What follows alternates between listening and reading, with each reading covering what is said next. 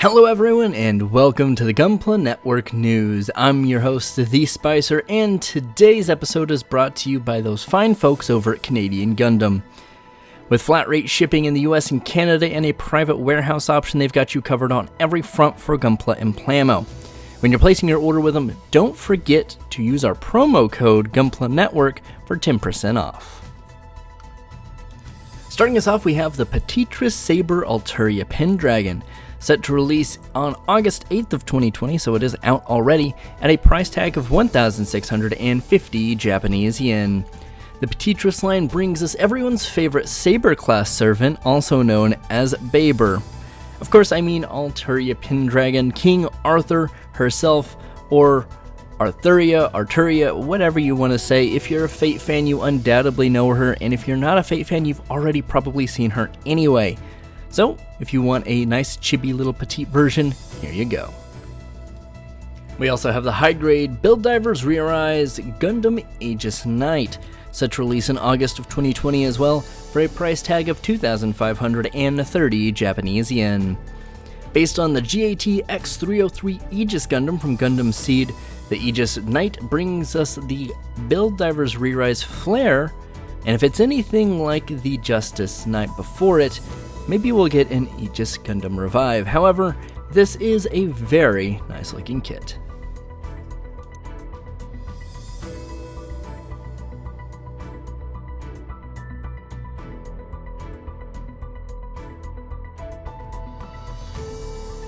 We also have the high-grade Build Divers Re-Rise Re-Rising Gundam, set to release in September of 2020 for a price tag of 8,250 Japanese yen. This is a combination of all four of our main suits, and that is a lot of plastic to put together, and it's also in a gold hyper mode, so it kind of gives you some throwbacks to G Gundam.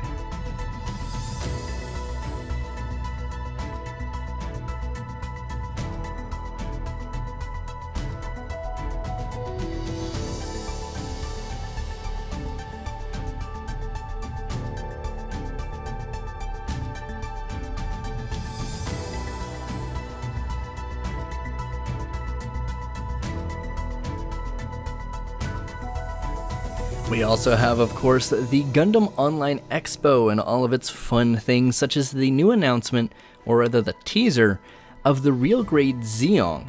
They didn't really give us a lot of details, there's no release date or price or even prototype image, but they have teased it and that'll be the next RG, and it'll be interesting to see if it is the perfect Zeong or if it's just the Zeong and then we'll get a P Bandai perfect Zeong, and then maybe some recolorations or something. It's interesting to see. I'm definitely looking forward to it. We also have the P Bandai high-grade Universal Century AMX 18 Hades Tosenritter, set to release in December of 2020 for a price tag of 3,300 Japanese yen. The Tosenritter is a high-performance mobile suit developed by Neo Zeon in UC0090 and is made from the wreckage of the RX-80PR Pale Rider with the assistance of Anaheim Electronics. The Pale Rider's outdated semi-monocular construction was replaced with a movable frame, and the machine's various drive systems were changed to newer versions.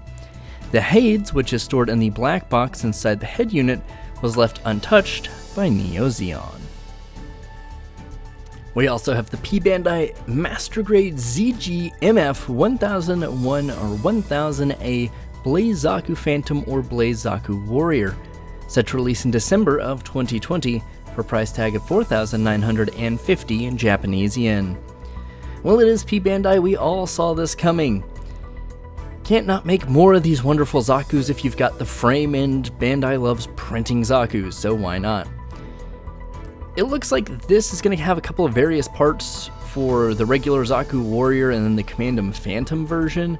While the Blaze Wizard pack is included, it doesn't look like the Gunner pack is, but they are compatible, so if you've got it, you can definitely switch it out, and of course, if you wanted to do just the regular Zaku, you can do that and do kind of the original Atherin suit from Destiny.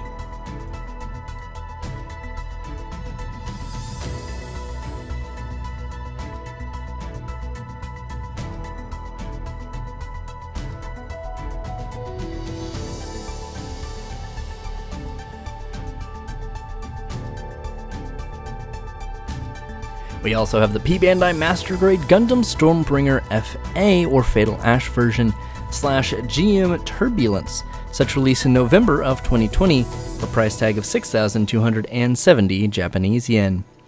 This kit is packed with alternative parts that will allow you to turn it into either the GM Turbulence or the Gundam Stormbringer FA, which is actual Fatal Ash instead of being full armor. However, it does don the full armor green, so it's hard to kind of say whether or not this is quote-unquote full armor, but it does look really good in that color scheme.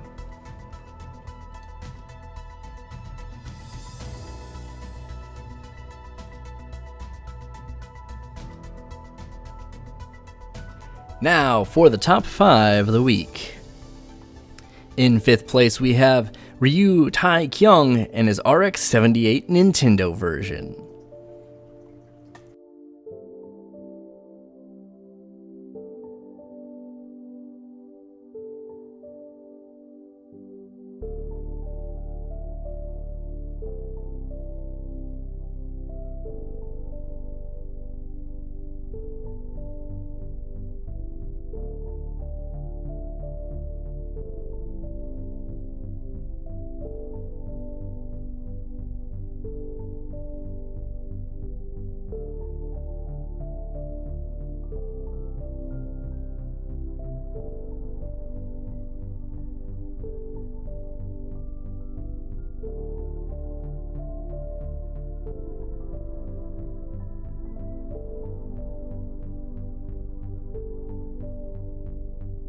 In 4th place we have Moki Plamo and the Nyankai Gundam.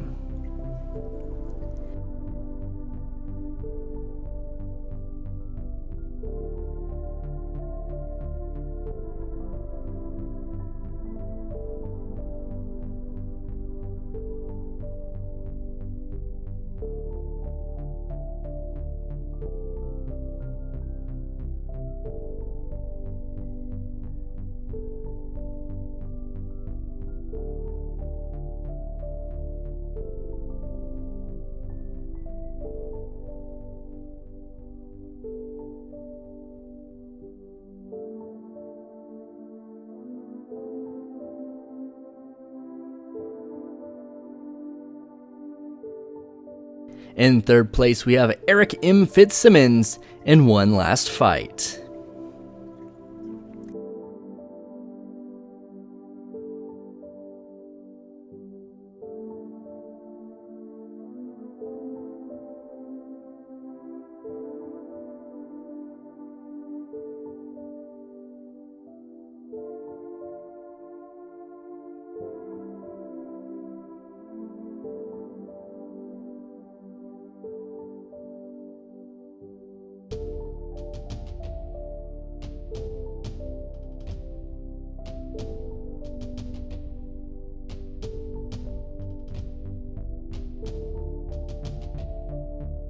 In 2nd place, we have Christopher Ignatius Granville Goodall in the Daikun Africa Corps Garadoga Cannon Custom.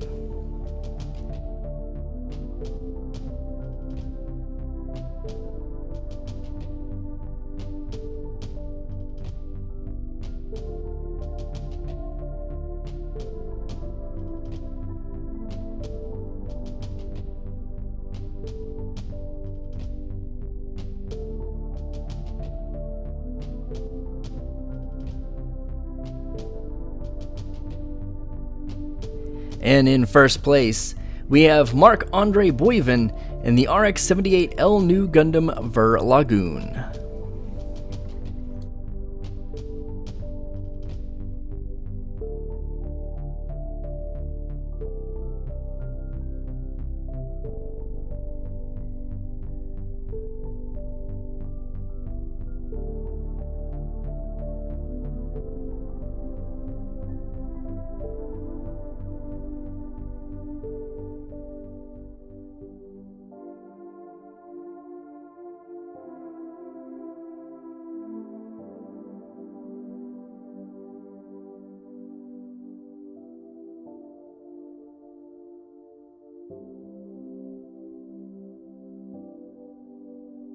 And that has been it for the news this week. In those comments down below, let us know what you're most excited to see.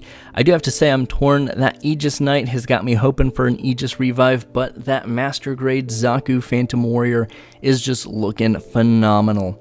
Now, of course, if you've checked out any of those online expo things, let us know in the comments down below what you think about this expo world and how you're liking it now that we can actually participate somewhat here in the West.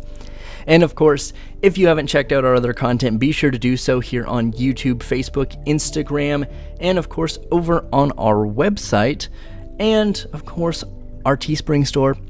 Outside of that, I've been the Spicer, this has been the Gunpla Network News, and as always, keep on building.